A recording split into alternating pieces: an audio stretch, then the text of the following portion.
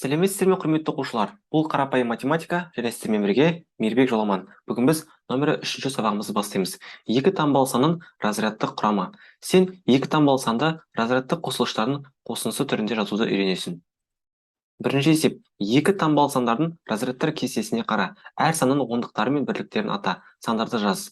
Мысалы қараңыздар, 2 ондық 9 бірлік берілген, ол бізде 29 дейді. Неге жазып қоямыз. Келесі, 4 ондық 7 бірлік. Ол бізде 47. 47 деп жазамыз. Одан кейін 7 ондық 8 бірлік 78 деп жазамыз.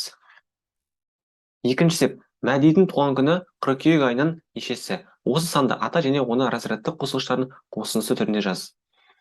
Мәдидің туған күні қыркүйек айының 17-сі. Мінекей 17 деген санды жазып қоямыз. Келесі, бұл жерде енді біздер оны разрядтық қосылыштардың қосындысы түрінде жазамыз. 17 тең болады 1 ондық және 7 бірлік. 10 қосылған 7. Қай цифр бірліктер санын білдіреді? 7 цифры бірліктер санын білдіреді. Ал 1 цифры ондықтар санын білдіреді. Мінекей соны бізге сұрады, біз соны жауап ретінде жазып тұрмыз. Екі таңбалы санды разрядтық қосылыштар түрінде жазуға болады. 17 тең болады 10 қосылған 7. 10 және 7 разрядтық қосылғыштар. Үшінші есеп, санның разрядтық қосылғыштарын тап дейді. 98 тең болады 90 қосылған 8. 46 тең болады 40 қосылған 6. 39 тең болады 30 қосылған 9. Төртінші есеп, сандарды ата. Әрбір санда неше бірлік бар? 4 ондық 8 бірлік 48-ге тең, 3 ондық 3 бірлік 33-ге тең болады, 5 ондық 0 бірлік 50-ге тең, 7 ондық 4 бірлік 74-ге тең болады. Бесінші есеп, мысалдарды шығар. 12 қосылған 7 19-ға тең болады.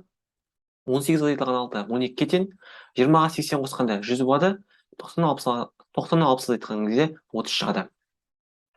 Алтыншы есеп, сәйкестендір, ауызша. Теңдеу, x қосылған 7 тең болады 17. Ол бізде ән нұсқасына сәйкес келеді. Белгісіз сан мен ол бізде x. 7-нің қосындысы 17-ге тең дейді. Мінекей, 17-ге тең. Олай болса, біріншісі ол ән нұсқасы болады. Келесі екіншісін қарайық. 17 мен белгісіз санның айырмасының мәні 7-ге тең дейді. 7-ге тең деп жазылған, мінекей. 17 мен белгісіз санның айырмасы. 2 деген ол а нұсқасы. Келесі үшіншісі x азайтылған 7 тең болады 10. Оны біз былай жазайық. 7 саны белгісіз саннан 10-ға кем дейміз. Ол бізде б нұсқасы. Жетінші есеп. Аружан бірінші жолға 13 цифр, ал екінші жолға одан 2 цифр кем жазды. Аружан екінші жолға неше цифр жазды? Бірінші жолға 13 цифр, екінші жолға қанша екені белгісіз, бірақ 2 кем. 13-не 2 азайтқанда 11 шығады. Жауабы, Аружан екінші жолға 11 цифр жазды. Сегізінші есеп. Екінші разрядтың 3 бөлігінен және бірінші разрядтың 5 бөлігінен тұратын санды разрядтық қосылғыштардың қосындысы түрінде жаз дейді. Екінші разряд деген ол ондық. Сондықтан 3 ондық, мына жерде 5 бірлік бар, 35, оны 30 қосылған 5 деп жазамыз. Тоғызыншы есеп. Менің туған күніме достарым қонаққа келді. Самат Айдостан кейін. Самат Айдостан кейін, ал Айдос Жанардан кейін келді. Әлия Саматтан бұрын келген жоқ, демек кейін келген болып тұр. Сондықтан қонаққа кім кімнен кейін келген анықта дейді. Жазайық. Қонаққа, қараңыздар. Қонаққа алдымен Жанар, одан кейін Айдос, Самат, Әлия келген. Одан кейін ең кіші 2 таңбалы сан 10, ең үлкен 2 таңбалы сан ол 99.